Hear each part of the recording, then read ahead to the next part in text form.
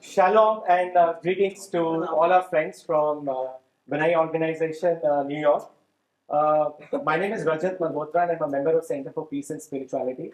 And on behalf of our founder, Maulana Wahiduddin Khan, and Center for Peace and Spirituality, I welcome all of you for today's interaction. I've been talking to David, several weeks, exchanging mails, and it seems that you have a very hectic schedule in India. So we really hope that you have a wonderful stay in our country and you take back good memories and experiences back home. So what we're going to do today is that we will have the opening remarks by our founder, and after that we will have an interactive session. So before we start, I would just quickly introduce our founder and some of the activities of the center. Our founder was born in 1925 in Azamgarh, UP in India. And like everyone has a dream, he too had a dream. The only difference is he always had a collective dream, a dream of a peaceful world and a peaceful mankind. And therefore, his entire life, he had been working tirelessly to promote the culture of peace. All his writings, his engagements have been directed towards establishing peace. And he first wrote his book in 1955. It was called On the Threshold of New Era. And thereafter, he went about writing more than 200 books. And he first set up the Islamic Center in New Delhi in 1970. And then in 1976, his organization Mouthpiece, which is called Al Bisala magazine, a monthly magazine, which till date continues and is one of the largest Urdu circulated magazines in the Urdu world. And for English-speaking world, there is Spirit of Islam magazine, which is published from our Bangalore chapter. And in about 2001, he set up the Center for Peace and Spirituality. So as the name suggests, Center for Peace and Spirituality, the main aim or the objective of CPS International, as we call it, is basically to re-engineer the minds of people, to promote the culture of peace. Like a founder always says that there is a UN dictum which says that violence begins from mind. So peace also begins from mind.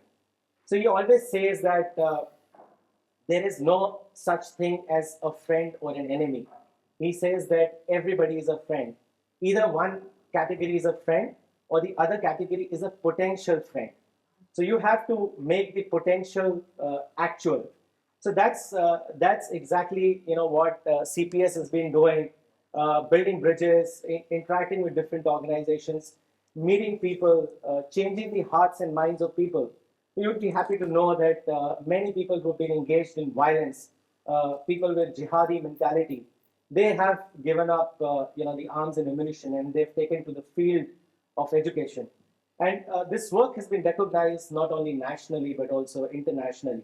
And Maulana has been given several national and international awards, like the Democracy Peace International Award, which was given to him along with Vladimir Putin of Russia and Archbishop Desmond Tutu and Princess of Yugoslavia.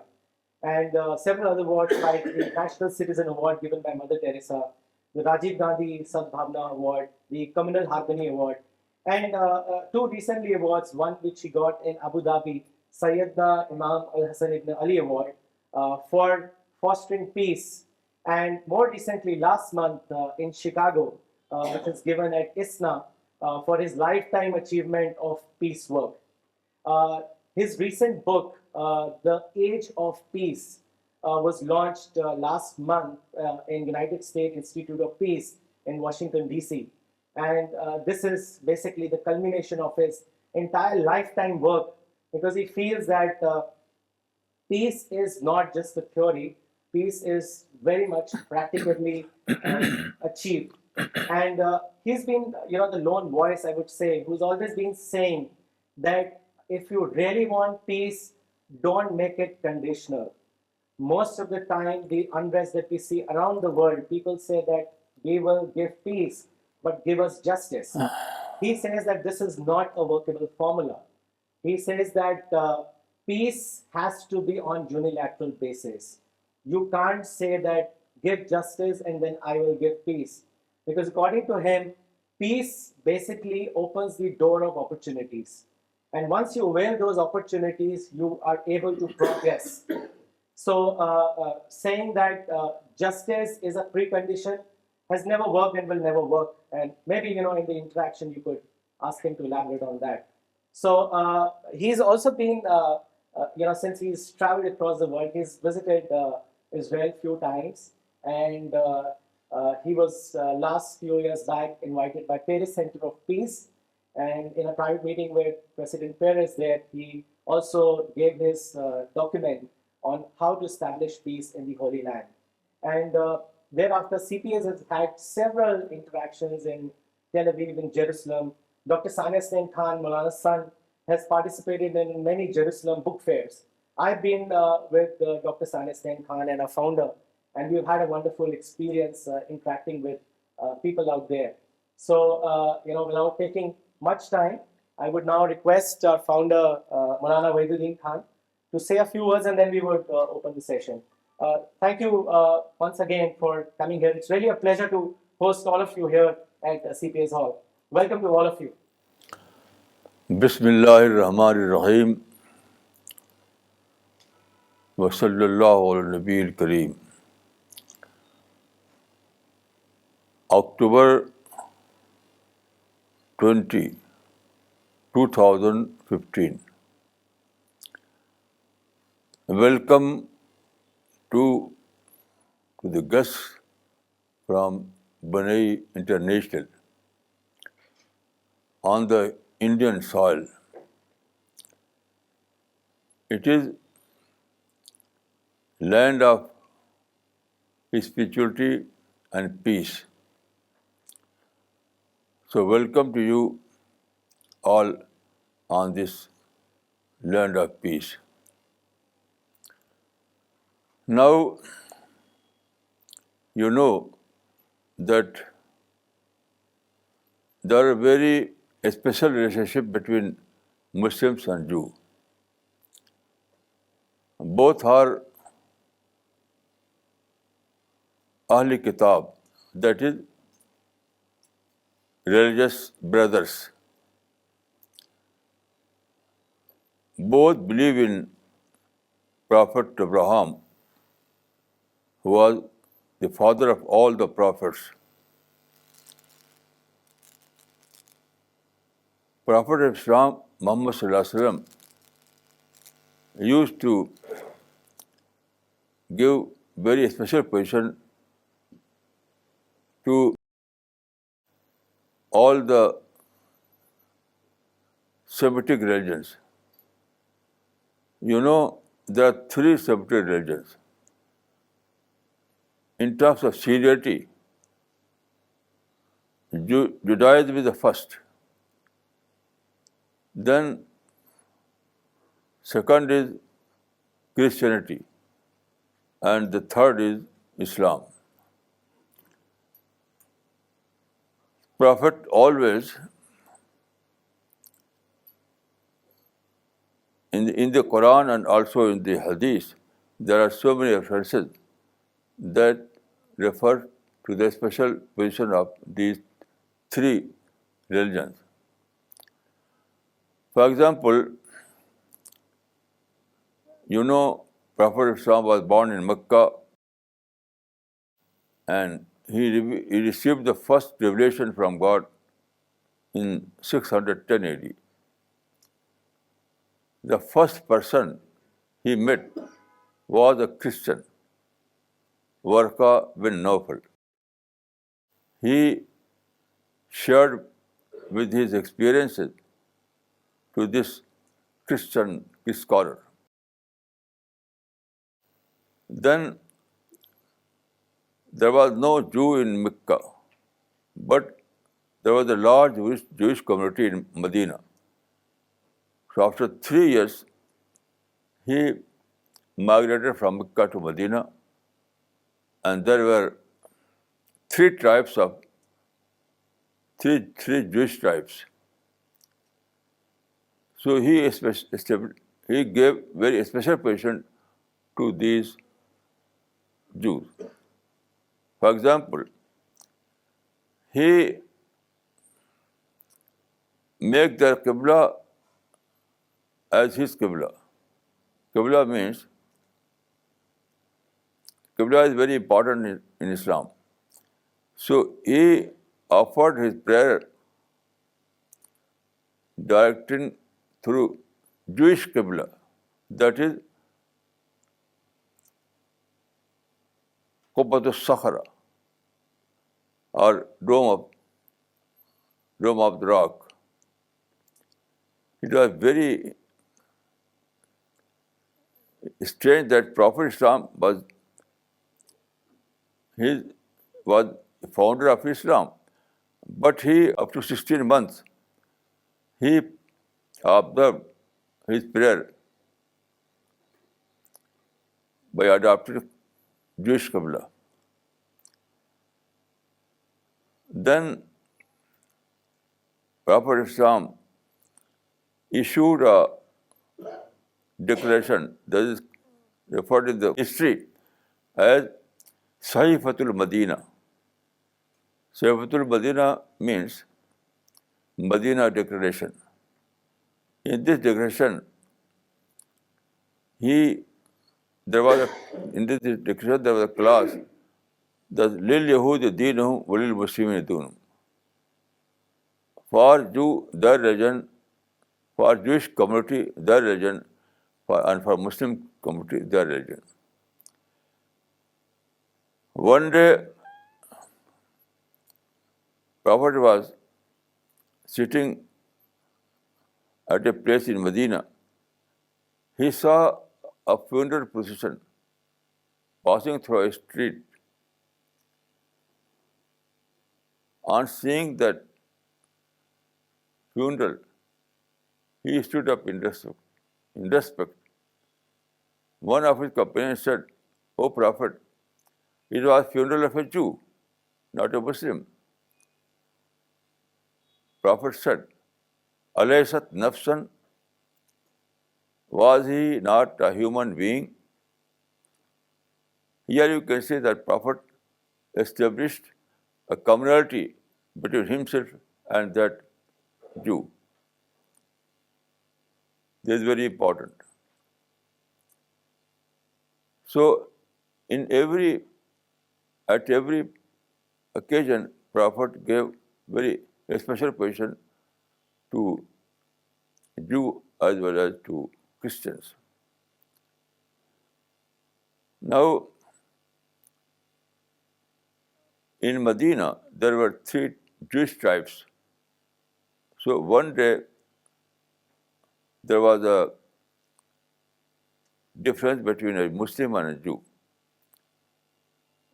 Jews said that Moses was superior to all the prophets.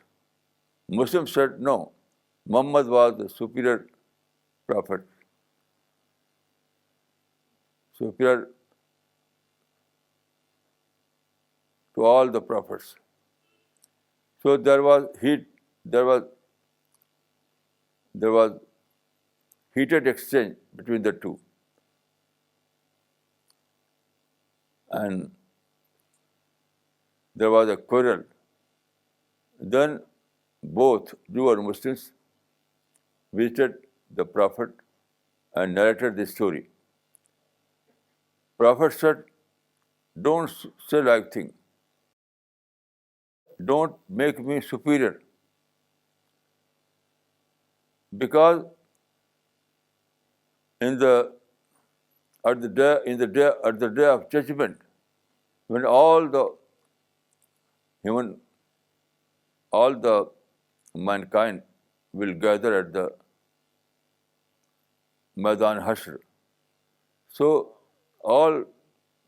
when they see the glory of God Almighty, they will fail and become unconscious. They become unconscious, including prophets. So after some time, they return to conscious. So Prophet said that I will I will go to the throne of God Almighty. I will proceed the throne of God Almighty. So when I reached over there, I will saw that Moses,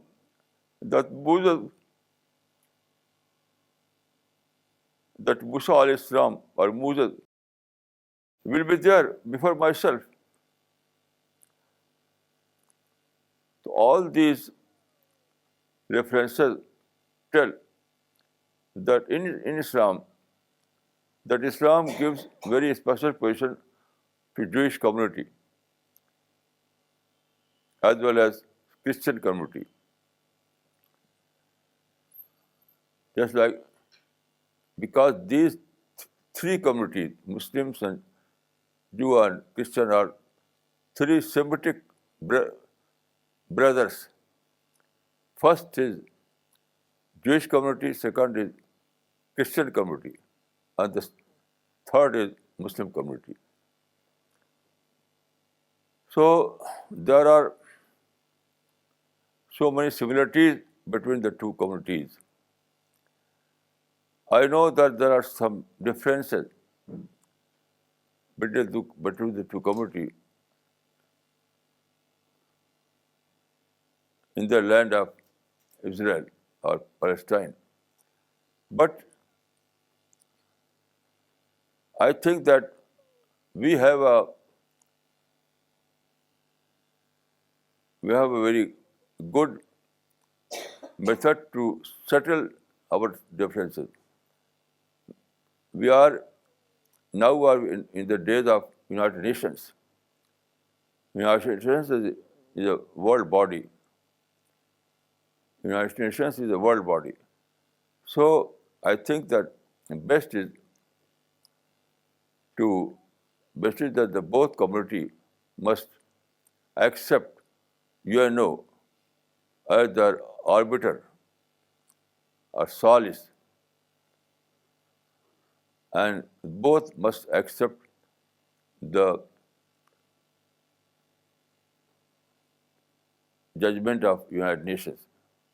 This is the best way to settle the problem. Now, a few words about our mission. Our mission is mission of peace and spirituality. We believe that peace and spirituality are two different faces of a single coin. Spirituality is the inner content of peace, and peace is external expression of spirituality. So this is our mission. We try to promote peace and spirituality throughout the world, through literature, through seminars, through conferences, through modern communication. This is our mission. And also, I believe that those Muslims who are engaged in violence in some places are not correct representative of Islam. Because Islam is the religion of peace, religion of love, religion of compassion. All the teachings of Islam, directly or indirectly, are related to peace and spirituality.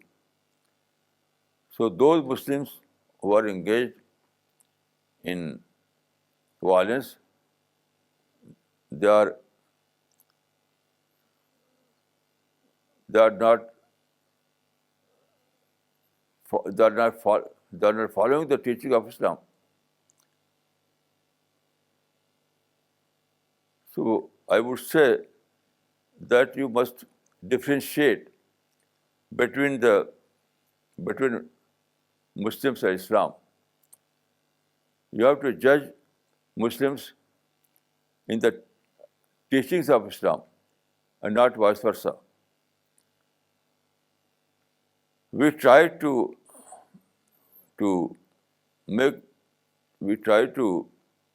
make Muslims aware of this fact. We always we try to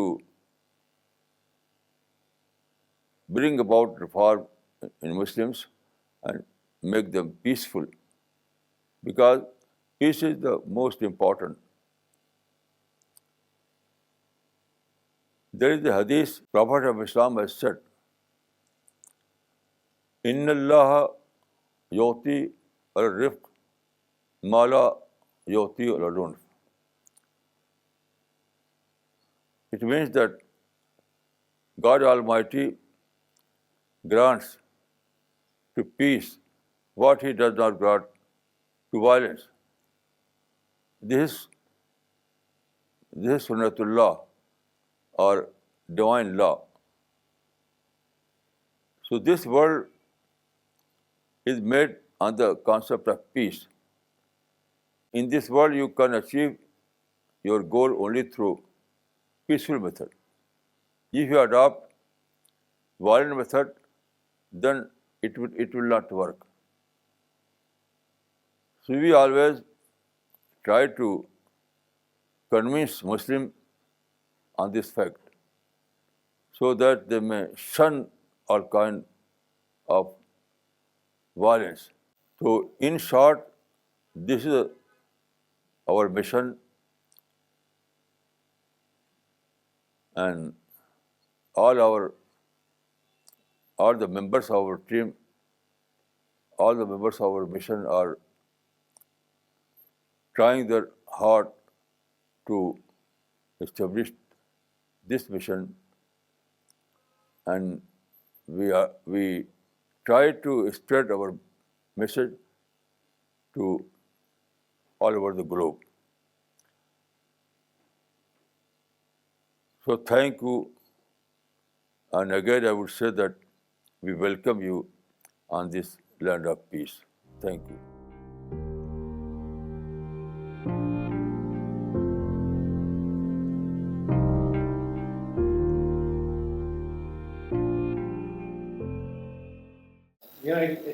It's interesting to probably share with all of you that whenever he gives a talk, there are more than 1,000 uploaded on his website, and you could see there's several in English also. So wherever he goes and whenever he begins his talk, he begins his talk with a prayer that Moses made to God. And it has a mention in Quran in chapter 20, and it goes like this: Rabbish Hali Sadri Vayassirli Amri Wahlul Uqdatan min Lisani Yafqahu Qawli. The translation of this prayer that Moses made is that, "O God, expand my heart and ease my task, and remove the impediment of my speech, so that I may be able to communicate the message that I want to convey." So Moses made this prayer to God before he was sent to Pharaoh to convey the word of God. And Maulana has taught all the CPS members globally to do this prayer wherever we go and we talk. And if you open his talks, you would find that he begins his lecture with this small prayer. So I would open the session now. David, how would you want it to be? We could. Yeah, so I would welcome Alan to please come here and share a few words. Well, thank you very much for. Thank you very much for meeting with us today. We represent B'nai B'rith, which is in over 50 countries around the world, working for peace as well amongst all people. The organization is 172 years old this year. It is the oldest Jewish organization. 172 years. MashaAllah, MashaAllah. It's been around a long time. We have people here today from, I think, 5 different countries that we are represented in, as well, obviously most of them from the United States. We thank you for meeting with us. We have had a meeting 3 months ago with Pope Francis in Rome, and we work towards peace amongst all peoples. We think this is important. And so with that, perhaps I could ask you the first question. Well, how do you see us working together to better develop the relationship between Muslims and Jews so that all that takes place throughout the world does not, as it is happening today, will not happen in the future? It's a good question. And I think that answer is very simple. According to my study, Muslims are unaware, generally. They don't know the exact teaching of the Islam. All the teachings of Islam is based on brotherhood, compassion, love. And Jewish community, as I said earlier, have a special position in the Islamic text. They are Ahl Kitab. So I think that all those problems between the two communities are political and not religious. I will repeat that these problems are political, they are not religious. So we have to make people aware of this fact. When these problems are political, it means that it's not Islamic. It is against the Islamic spirit. So we are doing the same job. We are presenting Islamic teachings before Muslims, and I can say that there are many Muslims who have returned back, who have accepted our theory. And there are so many Muslims who have abandoned hate and violence and we and they concept. Is it true? Yeah, so just to add on to that, CPS conducts several workshops, and there are many people, like I said in the introduction, who've given up arms and ammunition. And in this hall, we've had several workshops from Kashmir, from different parts of the country, and these are the people who were always living in hatred. So what Maulana does is he says that you cannot threaten them with bomb or gun because they are themselves ready to get killed. You can only change their mindset by giving them a counter ideology. They are living in an ideology of hatred. So he uses the scriptures, the Quran, and the sayings of the Prophet to address their mind. For example, there is a saying of the Prophet that if you have an iota of hatred, God Almighty will not enter you in paradise. So when he spoke about this to one of the religious leader, and then he trained him over several weeks, he was completely changed. So he's now part of CPS, and he's one wing who's handling, trying to propagate the theory. So, it's a very slow and gradual process. It's not an overnight process, but it's happening. But we definitely need to, come together and promote this kind of ideology to, people so that they get the right perspective. And that's exactly what, he's doing it. Thank you. I would like to introduce our Executive Vice President, Daniel Mariashin. I'm sure that he has a question or two, and I thank you very much for meeting with us this early in the morning. We have a very busy schedule while we are here in Delhi for 3 days, and we appreciate this meeting. So, Likewise. why don't I let Daniel step up? Thank you. You can. Thank you. Whatever, when you're comfortable. Well, thank you for receiving us. We're deeply appreciative. It's a very auspicious way to begin the day. I'd like to make one comment and then tell you about one program that we have which advances mutual respect. The comment I have is following up on what you've said about the issue between Israelis and Palestinians. We've seen already many years ago with the peace treaty between Israel and Egypt the peace treaty between Israel and Jordan, that peace is achievable in that very important part of the Middle East. But the key in those two successful ventures in making peace was the issue of mutual respect. And we feel that is what is needed in this particular aspect of the Arab-Israeli, what we used to call the Arab-Israeli issue. And it's important that Palestinians come to the table to negotiate. There's a lot to talk about. There are many important issues. And if one can muster the belief in mutual respect, we believe the Israelis are willing and ready to have that kind of conversation. But until you're at the table across from each other, it cannot work. The other point I wanted to make is now we're here in India, and I wanted to tell you about a program that promotes mutual respect. We call it the Diverse Minds Writing Challenge. And we have a competition for young people in high school to write books about diversity. You know, in the United States, we have people from other countries here, but in the United States, we have a multi-ethnic, multi-religious society, as you have here in India. This society is built on immigrants.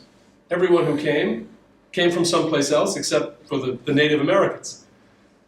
So we want to promote, even after more than 200 years of American independence, we want to promote good relations amongst the diverse peoples.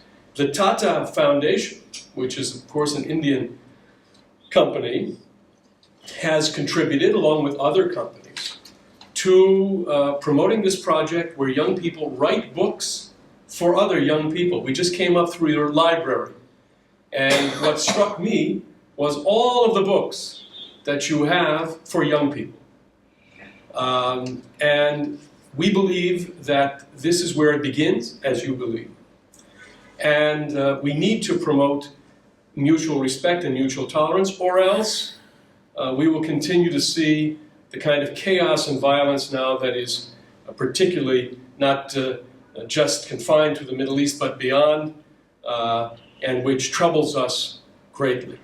So again, we thank you, we appreciate your words, your insights into these issues, and your commitment, your lifelong commitment to promoting goodwill and to promoting good relations amongst all of the three great religions, which you said, and particularly between Muslims and Jews. Fortunately, our mission is the same as yours. I would like to refer one aspect of our mission, that there is a verse in the Quran that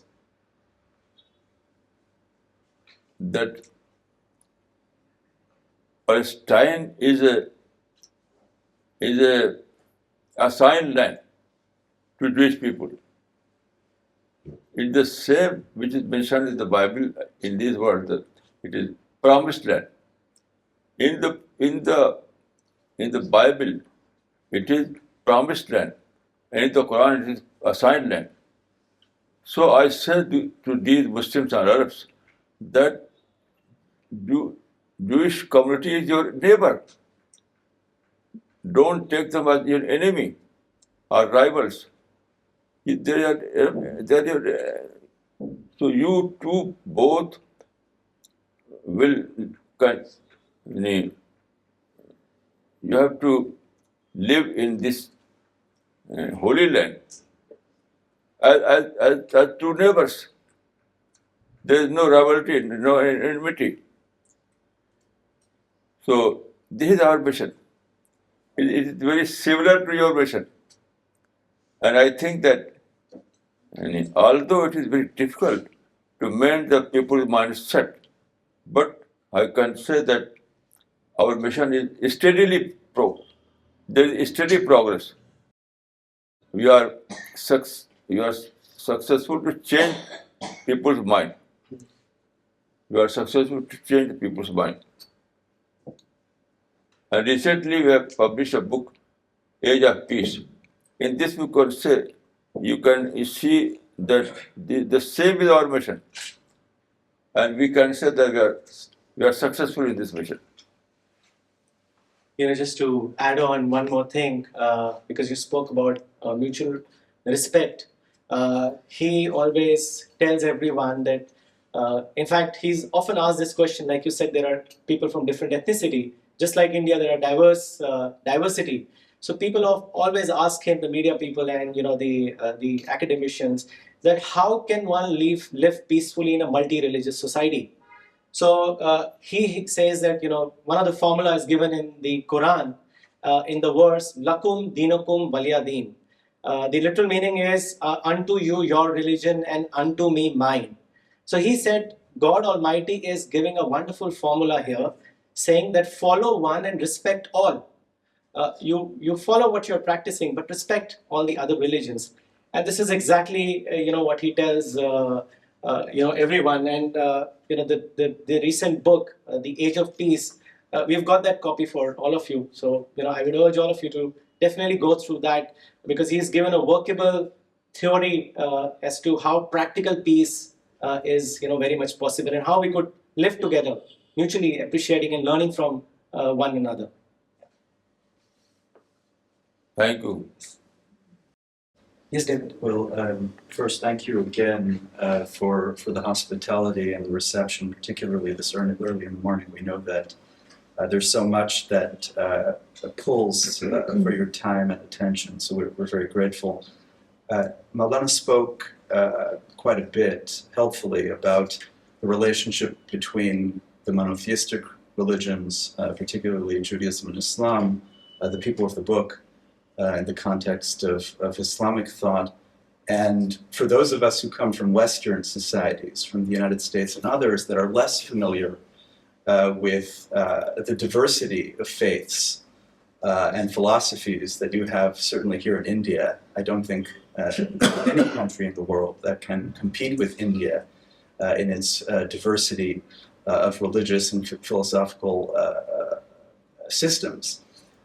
I wonder if Maulana could speak a little bit more specifically to his approach and to strategies toward relations, constructive and positive relations between a monotheistic faith like Islam and religious communities that, in the traditional sense, in the narrow sense, might not be understood by themselves or by those of us on the outside as monotheistic.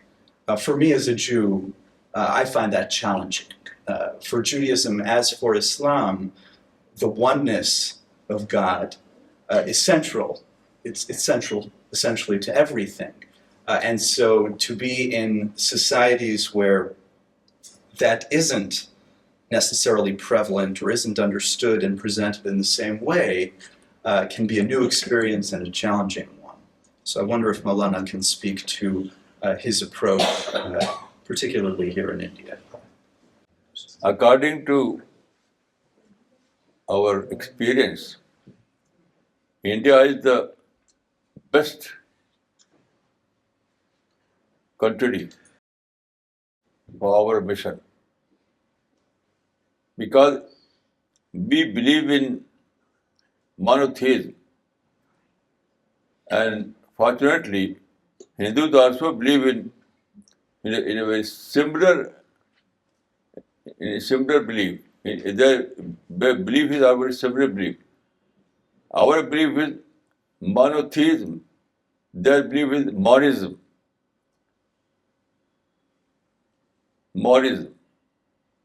And our belief is based on monotheistic concept. Their belief is based on monistic concept. Both are very similar. So in India, we never find any difficulty to promote our mission. all those differences are political. I'm certain that all those so-called differences between Hindus and Muslims in India are political, they are not religious. Because both the communities believe in a similar idea. Moreover, as you know, Swami Vivekananda visited Chicago in 1893. In Chicago conference, he declared, and all the Hindus appreciate this declaration, that all the religions are true, including Islam. So where is the difference? In India, Sufi people came from Iran and other foreign countries, and here Hindus welcome these Sufis. So in India, there is no religious problem. All those problems are political problems. And we try to people to know this difference. And I can say that we are also successful in this mission. There are so many people in India who have discovered this fact, and now they are living as a very good neighbor.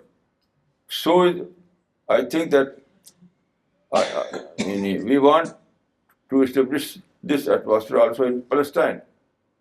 In Arab and Jew both can live as good neighbors if they discover that all those differences are political in nature, not religious. So is the case of both. In India, if there is any problem, there is religious, there is not religious, it is political in nature. So is the case of Palestine. If there is any problem in Palestine, they are political and not religious. Actually, David, one of the most important thing is that he emphasizes engagement, a lot of engagement and dialogue, because most of the misunderstanding arises when there is no dialogue. People live in their own ghetto mentality. So he's been writing very regularly in newspapers, in the leading newspapers. There are workshops that we organize, and then he participates extensively in other religions' platforms, and there is an exchange of ideas. So the important thing is that you respect, the other person's belief, and while conveying your message, and in the process, everybody gains because there is an intellectual transformation. So I think that's how it is happening. There are of course stray incidents, but those are in minority. Largely, the Indian people are very peaceful people, and they appreciate. But the key is, of course, the dialogue through which you can communicate. So that's very important. Greetings to all of you. For last few months, I've been working on a book, which is actually the collection of the essays of Maulana Wahiduddin Khan, and it is being published by HarperCollins. So it will come out in the first week of November, inshallah. The idea behind the book was for the young minds like me, how the transformation it took place with me. So a few years back when I started coming to the mission and I started reading Maulana's literature and started hearing his lectures, the first thing which struck me the most was to differentiate between Islam and Muslims. The first thing which he said to me. And that is very important for all of us, to differentiate between the true source of the religion and the followers. Because only then we'll be able to understand what lies in the religion. And like what he said today about the Prophet, the incident which he narrated, in which Prophet, he stood up when he saw a funeral of a Jew passing by, and he said that isn't he a human being? So things like these, it's very important for young people like me to understand the importance of peace and the importance of human survival is peace. We all need it very desperately. And the starting point is, of course, the young generation who are going to carry it forward. And the work which has been done, it has the work of the book. It has really helped me in my transformation, and I sincerely hope that the book, once it is out, it will change thousands of young minds like me and make them understand the importance of peace in the religion. That's why the title of the book, which was chosen, was The True Face of Islam. So the true face of Islam is peace, not the violence, which has been perpetrated by many people with vested interest. They need it for their survival, for the survival of their organizations and their agendas. And I sincerely hope that this book is going to make a big difference in the young minds, Muslims as well as Christians and Jews and everyone, and for them to understand that religion is the guideline and not a way to fight for political survival. Thank you. We hope that the book, which is coming out in November, will be widely and carefully read, not only by Muslims, but by everyone who is interested in promoting the kind of good relations that you have devoted your life to. This is a very important visit for us, visit to India, but especially this visit here this morning. We thank you for your interest in receiving us. We wish you only the best going forward. And we hope also going forward that through our Director for Interreligious Affairs, David Michaels, that we can continue to maintain a relationship between our two institutions. So again, thank you very much for your hospitality.